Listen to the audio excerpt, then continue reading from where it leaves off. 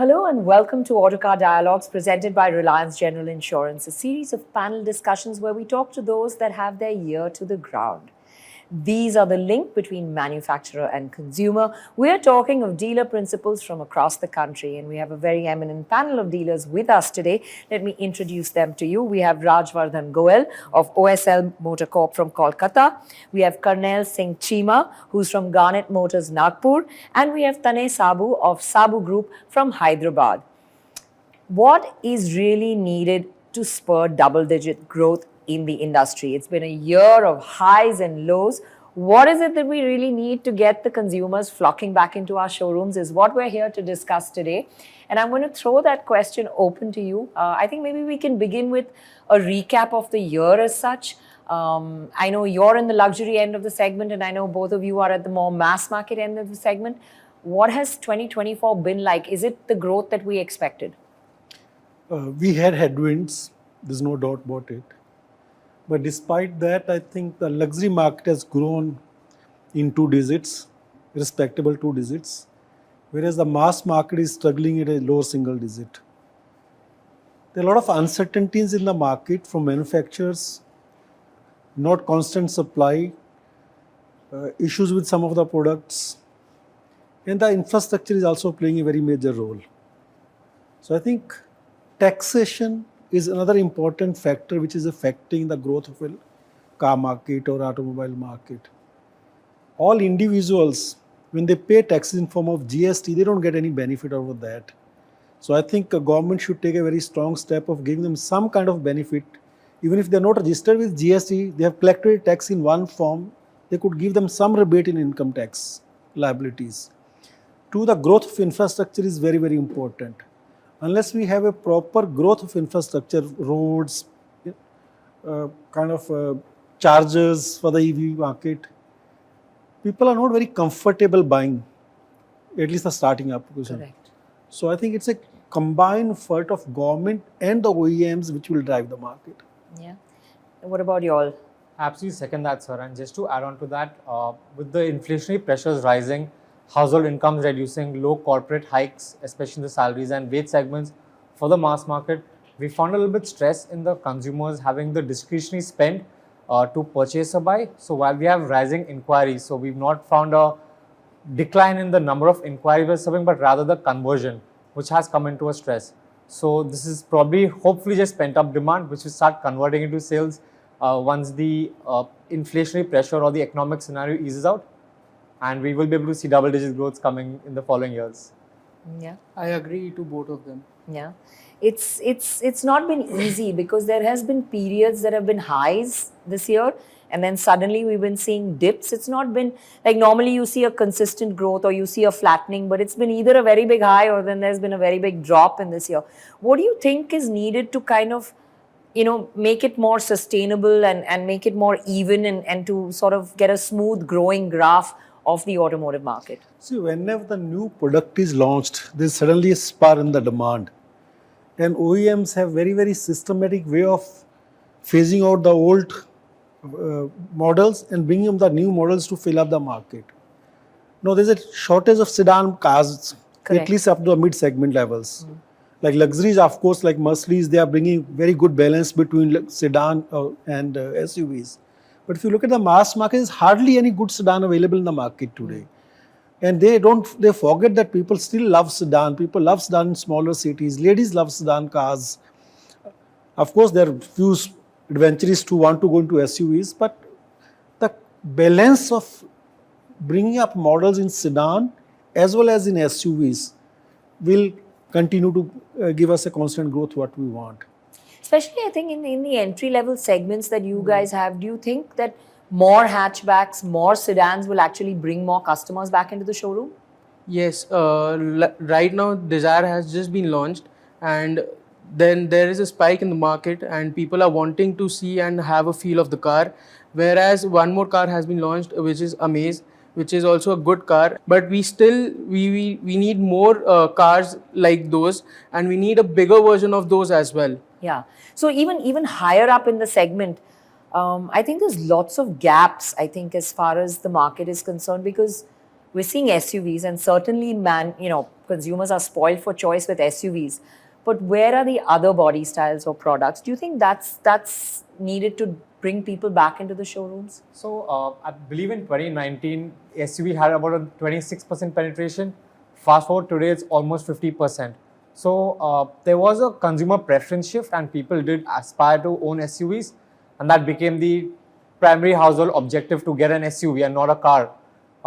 That being said, with the launch of Desire Amaze, as was rightly pointed out, we are seeing a spike in, again, inquiries, and with more contemporary designs, advanced features, and security, which the products are now enabled, we are finding a shift in the preference. So while we were serving the previous models to fleets and yellow plates, we are seeing a much larger spike within the regular consumers for these products, and I believe this should continue in the following years as well. Yeah. And what about conversions from, you need to bring bikers into the four-wheeler fold as well, right? So where do you think that gap is, and why are the conversions not happening? Why are more two-wheeler buyers not buying four-wheelers at the moment? Why has that changed? If you look at the starting segment, the gap between two-wheeler and four-wheeler has widened over the years. So it's not possible for an ordinary user of two-wheelers to convert into a four-wheeler cars. Yeah. Yes, they will either go through a second-hand car, or people who are using high-end bike would ultimately change. In any case, high-end bike users are customers of car as well. Correct. But the starting level of a car prices have gone significantly higher in last couple of years. So gap has increased significantly. Every manufacturer needs to bring some car at entry level, where people it becomes a mode of transportation rather than a luxury or a status symbol. But that has to get into the heads of OEM. Now, what drives OEM is higher the value, higher the revenue, higher the profit. And same it's for the dealer. Like you sell a cars, you get percentage of that as your Correct. payback or margin. So both of them are actually inconsistent, or what you call supplementing each other. Like, let's get a car of bigger price and bigger price, ignoring the market. So someone has to do something that, irrespective of what value the car is, the payout to dealer should be same, the probable earning to the OEM should be identical, and then they will bring a value in that. Okay, lesser investment, lesser stock value, and they're still making the same margin. But you also think that that's also a chicken and egg story, because while it's easy to say that the manufacturer is raising the value, the Indian consumers also demanding more. We just spoke about how they want more features, they want more new technology in the car, they want better interiors. So that's the manufacturer those are the also has to consumers who are already using the cars, who are already tested the car, and they're asking for more and more and more. Yeah. No, Dil Mange More is already once you have something.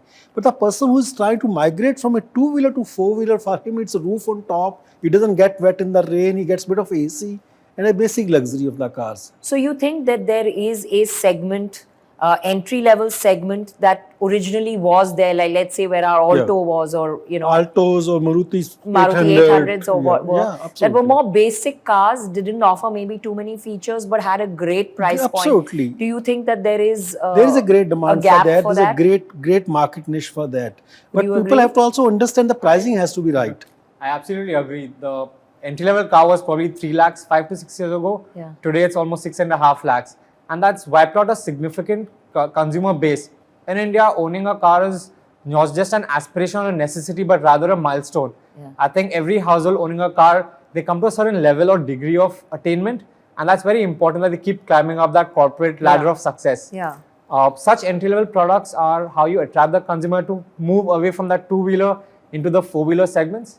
And products are there, while they require a higher degree of innovation to serve the consumers of what they demand and what they like. So in India, we want everything, but don't want to pay for anything. That's pretty much all of us.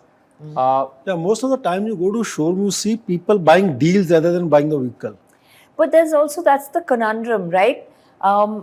We hear you say this, and then yet always what we hear is top-end variant is selling the most. So consumer is spending more, right? At the end of the day, he walks into the showroom with that price, and then he buys the most expensive car. But what percentage of the total population? See, we are probably third biggest auto market. And if you look at the number we are contributing to GDP, we are almost, from manufacturing sector, contributing to 45% of the manufacturing GDP. Correct. Which is almost closer to 7.5% of the national GDP. Yeah. Now, if you have to take it from 7.5% to 15% in next 5 or 6 years, we have to cater to everybody, not one segment, Yes. right? You Yep. create probably one of the largest job, 32 million jobs are created by automobile sector directly and indirectly. Yes. And government is aiming to change them to 65 million in next 4 or 5 years. But the So where did it come industry, from? You have to cater to everybody, not only to the one segment. What you are talking about, that people buying high-end car, yes, we also sell in Mercedes car north of 1.5 crores more than the car we sell its entry segments. But we are talking about a niche market which is not even 1% of national population. Yeah. What about the rest? Look at the bottom 45. What do they want? They just need a good mode of transportation where they have good comfortable temperature inside the car. They don't get wet in rain. So those are the people who will convert from two-wheeler to four-wheeler. yeah, I think that is a good point, because I mean we're the lowest penetration per person, across the world. Globe, And absolutely. to take that from 2 to 4 is not difficult, but it's Absolutely just not happened.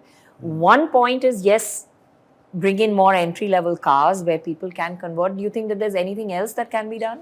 I So had seen, taxation should be reduced by government on the cars. I think today these are considered as a sin goods. Yeah. So unless you allow people to enjoy the basic comforts, like paying 48% tax on the Indian built car is ridiculous. No, correct, because it's No country in the world- mobility. no country in the Mobility world is has not a that. sin. Mobility Yeah. is a necessity, I think, in Absolutely, today's absolutely. time. Yeah. And then you don't get benefit bad of that. A lot of people think notionally that we are going to get benefit of this GST. We are sitting on accumulation of so many crores of rupees of GST which cannot be redeemed because the cess cannot be redeemed.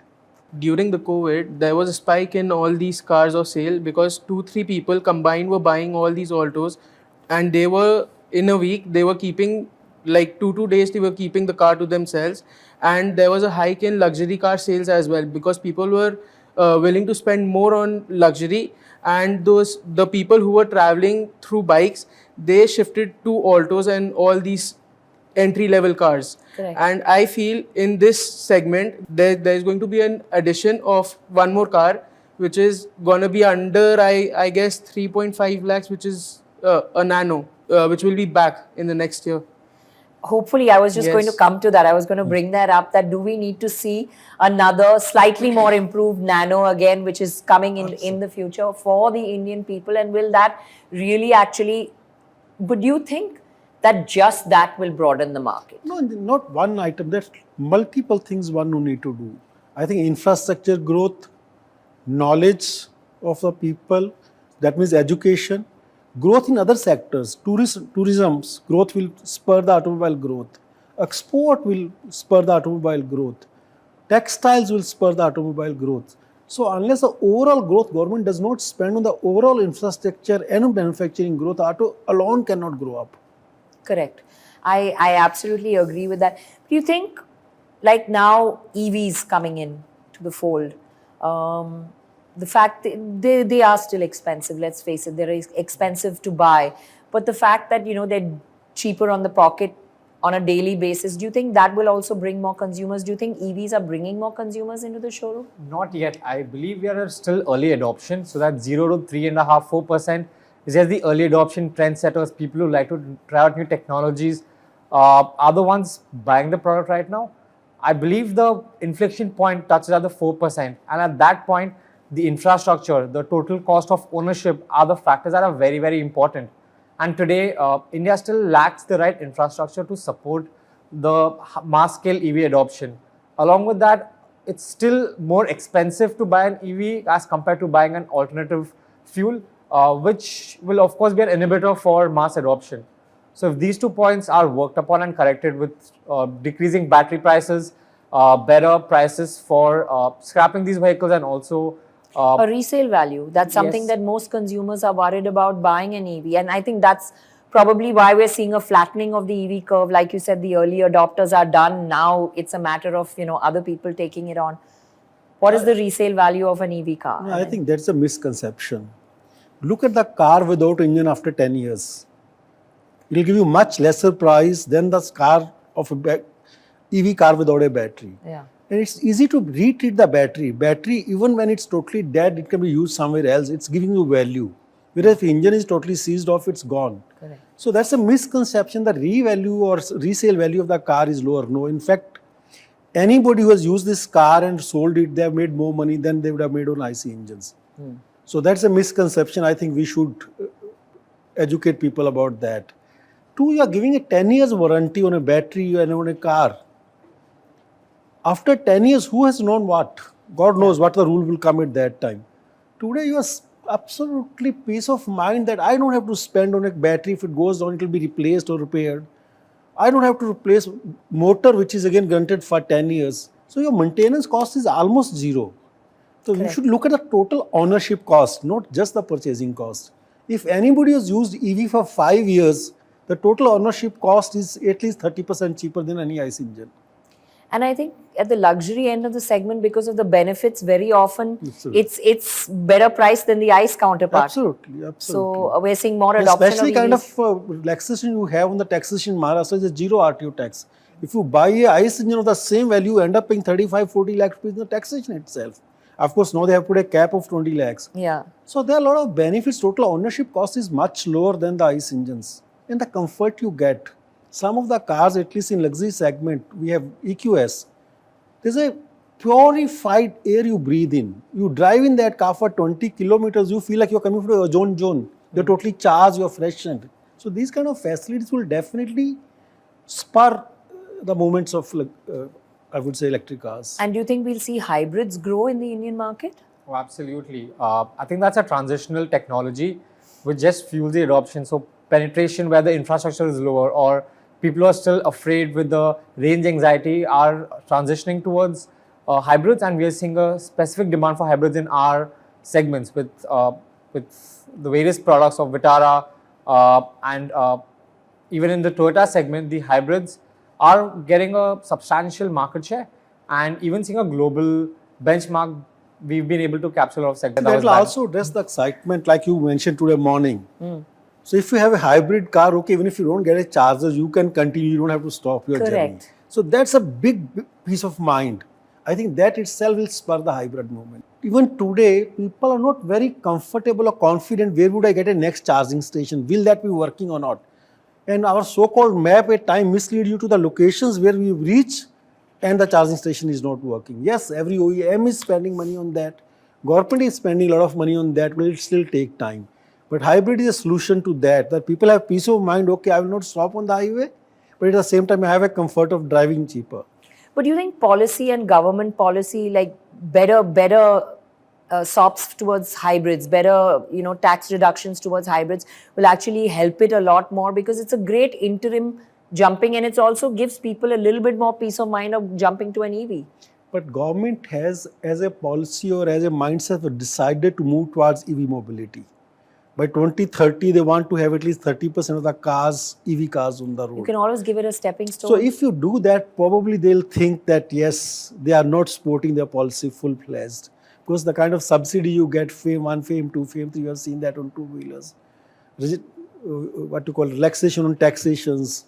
Then OEM supporting in some of the states, part of registration charges. So the whole thrust of government is to take us towards the EC for two reasons. One, we are running short of fossil fuels. And two, environmental. Do we have the electricity? That is the big question. Yes. That can be an argument for another day or a debate for another day and another topic of discussion, and I'm sure all of us want to get into it. But just to sum it up from each one of you, what are the key things you think you need in the coming year to see more customers come into your showroom? And I'll begin with you. So more financing support, relaxation on taxation and benefits passed on to the consumers, product-filled, feature-rich products that are affordable and yet aspirational. So I think that's a good balance that the OEs need to strike between the two. Better infrastructure on terms of the road highways, in terms of the charging infra to fuel the EV growth, and also a differentiation in ICE vehicle, hybrid and an EV. Today we are just seeing the two ends of the spectrum, that's ICE and EV. There should be a differentiation in the policy for hybrids as well, just as a transitional technology. I think government has to do something to increase the disposable income of a middle class and lower income group. If they we reduce taxation slab little more, the disposable income will become higher. And probably the moment you have little bit extra money in your pocket, you want to go to a car, buy a car. So that's a one component part of it. Cheaper rate of interest by financiers, like better insurance coverages and a reasonable affordable price. Of course, infrastructure and a better product at entry level will drive the market. Yes. What about you? So, as far as I know, I was just reading an article like that in the taxation that there's going to be a new slab which is going to increase the taxation to 35%, which was to 28. So rather than prices going down, it is going up. So there is going to be a drop in the car market, I feel, for the starting segment, whereas to the luxury segment, I don't feel it is going to make a big change. But for sure, there is some relaxation for the EVs in the taxation part. So yes. Well, I think it all boils down to policy, government, taxation, infrastructure. Consumers are there, they want to buy. They just need some help to be drawn into the showrooms. We hope you've enjoyed watching this segment. It's been a lovely chat with these gentlemen. Thank you. Thank you so much. Thank you so much.